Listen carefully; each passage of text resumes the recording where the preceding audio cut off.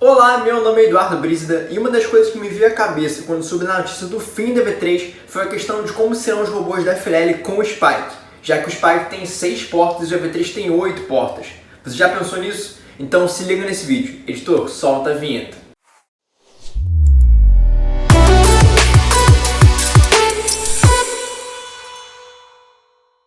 O tempo do EV3 está se esgotando e honestamente bem mais cedo do que eu imaginava e gostaria. A gente já conversou sobre a notícia da sua aposentadoria e que o Spike será o novo substituto. Se você não viu esse vídeo, só clicar no card acima. Bom, agora nós devemos pensar na adaptação do EV3 para o Spike. Em termos de construção não irá mudar muito, todas as técnicas que você utiliza no EV3 ainda serão bem eficientes no Spike. Já a programação irá mudar bastante caso você ainda não esteja acostumado com o EV3 Classroom. Tanto o EV3 Classroom quanto o Spike são feitos em modelos muito parecidos, no formato Scratch, mas a maioria ainda está acostumada com o estilo de programação do EV3G. Então essa é a primeira grande mudança que as equipes irão sentir com a passagem do EV3 para o Spike. Outra alteração que também vamos passar, e essa para mim é a que mais me preocupa, será que eu comentei no início do vídeo sobre a quantidade de portas do EV3 para o Spike Prime. As equipes da FLL costumam utilizar muitas portas do EV3. Apesar do Spike não ter essa diferença de portas para sensores e motores, algumas equipes utilizam mais de 6 portas. Eu, por exemplo, costumava utilizar 7 portas e isso não será mais possível.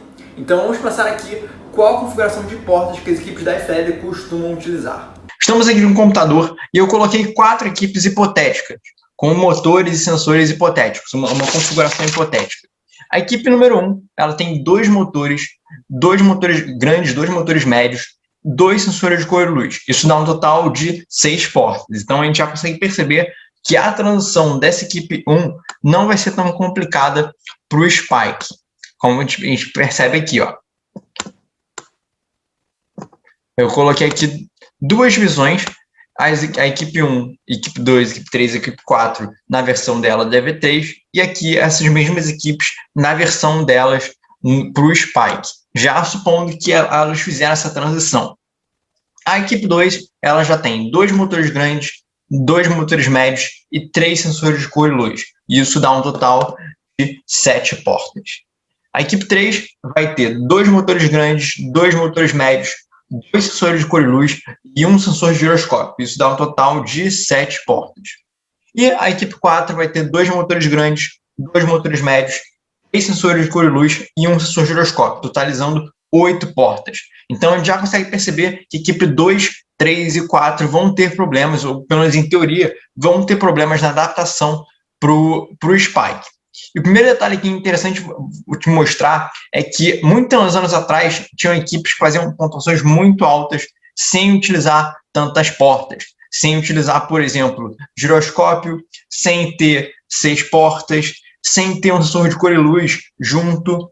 E que equipes é essa que eu estou falando? Equipes que estavam utilizando o NXT. O NXT ele só tem 6 portas, como o Spike. Na época, o sensor de cor e luz do NXT, na verdade, não é junto, são 2 sensores, tem um sensor só de cor e um sensor só de luz. Então já é uma coisa que o EV3 criou, foi realmente um aprimoramento, porque ele conseguiu unir os 2 tipos de sensores em um só, e não tinha giroscópio na época. Então muitas técnicas que a gente tem hoje no EV3, o NXT não tinha. Então isso já é um ponto interessante para a gente mostrar e avaliar que é possível fazer pontuações muito altas sem necessariamente tantos motores, sem necessariamente tantos sensores. Então isso já é um ponto que você pode ficar tranquilo e realmente ficar aliviado, realmente desapegar de todos esses motores, de todos esses sensores que você tem. Você pode perder um deles e ainda assim ter uma boa pontuação. Tudo depende de você utilizar os recursos certos. E as equipes da NXT utilizavam muito isso. É até por isso que eu realmente reforço sempre de assistir muito vídeos de equipes antigas, por isso te dá muitas ideias. E principalmente equipes, por exemplo, do NXT, porque muitas técnicas antigas, apesar de serem realmente muito antigas, elas são muito boas e que poderiam ser muito utilizadas hoje em dia, mas às vezes não são utilizadas porque as pessoas talvez utilizem muitos motores quando elas podiam utilizar técnicas passivas, por exemplo.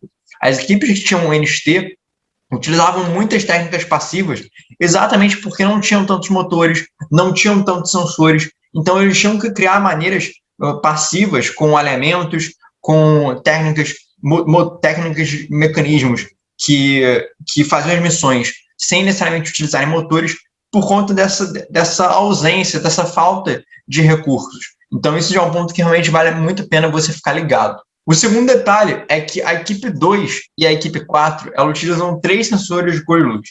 A equipe 2 utiliza 3 sensores de cor e luz e a equipe 4 utiliza 3 sensores de cor e luz. Eu, honestamente, acho que essas equipes não precisam de 3 sensores. Por quê? Porque tudo que você consegue fazer com 3 sensores, você também consegue fazer com 2. Como, por exemplo, seguidores de linha, alinhamentos, não tem necessidade de ter 3 sensores. Normalmente você pode até falar, vou utilizar 3 sensores para fazer um seguidor de linha melhor. Mas, sendo bem sincero, para a FLL, até para a OBR, que é uma competição realmente muito focada em seguidor de linha, você não precisa de tantos sensores. Você pode utilizar apenas 2 e ainda assim você vai ter uma boa performance. Porque, por exemplo, eu sempre reforço aqui no canal que não é necessário um controle PID para um FLL ou para um TBR, porque o robô não vai andar tão rápido para precisar realmente de um controle PID completo. Mas você tem lá o seu recurso, você tem um controle PID, você pode utilizar uma integral, pode utilizar uma derivada, se for necessário. Então, e ainda assim ele vai seguir muito bem. Então, por isso que eu reforço que você não precisa de 3 sensores, porque você tem 2 sensores à sua disposição. E eu já acho que um sensor só para seguir a linha, numa FLL, num TBR já é suficiente. Quer acrescentar mais outro sensor, quer seguir com 2 sensores, beleza, tranquilo. Agora, 3 sensores já é um exagero, na minha opinião. Então, por isso que eu diria que a equipe 2 não vai ter problemas da passagem do EV3 para o Spike, porque tudo que ela faz com 3 sensores, ela poderia fazer com 2. Então, ela poderia abrir mão de um dos sensores para se adaptar ao Spike. Então, a gente vai ver aqui que a equipe 2, fazendo essa transição dela para o Spike, ela diminuiria um desses sensores e utilizaria técnicas um pouco mais robustas e não utilizaria tantos sensores, porque realmente não precisa. Agora, vamos lá, a equipe 3. A equipe 3 ela tem 2 motores grandes, 2 motores médios, 2 sensores de cor e luz e um giroscópio. Isso dá um total de 7 portas. Mas tem um detalhe interessante. O Spike ele tem o sensor de giroscópio acoplado. E então isso não gasta uma porta. Você já tem lá o seu giroscópio dentro do hub. E isso deixa a utilização do robô muito mais otimizada. Porque você pode utilizar o giroscópio, pode utilizar técnicas com ele sem necessariamente gastar uma porta. Você pode utilizar essa porta que você gastaria com o giroscópio para outra coisa. Então, por isso que a equipe 3 ela também não vai ter problemas de adaptação para o Spike, porque o giroscópio já é acoplado no Spike. Então, aqui a gente pode ver que ele não vai ter problemas.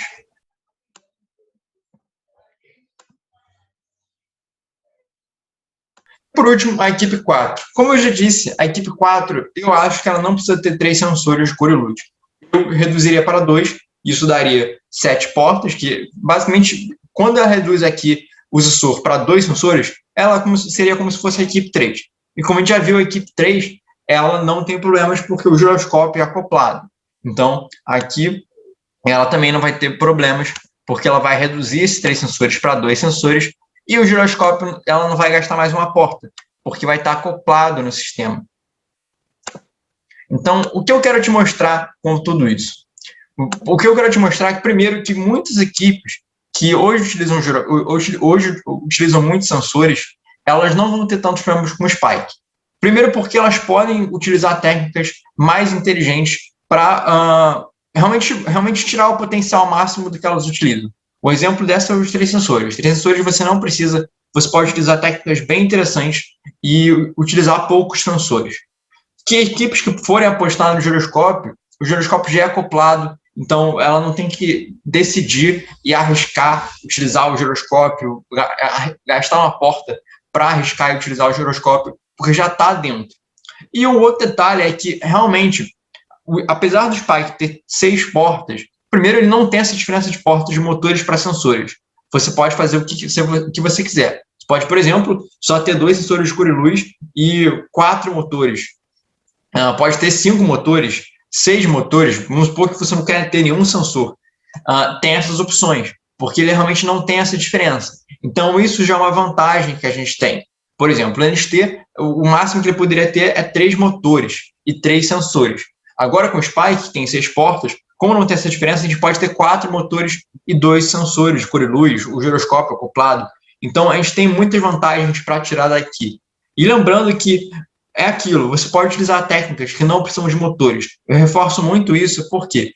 Porque essas técnicas que não utilizam motores são muito interessantes, são muito simples de utilizar. Eu já tenho vídeos aqui no canal que eu mostro 2 dessas maneiras e que realmente, por exemplo, tanto para você que é equipe de iniciante, quanto para equipes experts, experientes, essas técnicas são muito, muito boas, porque te poupam espaço na sua estrutura, te poupam peças, então você pode fazer as missões de maneira muito mais simples.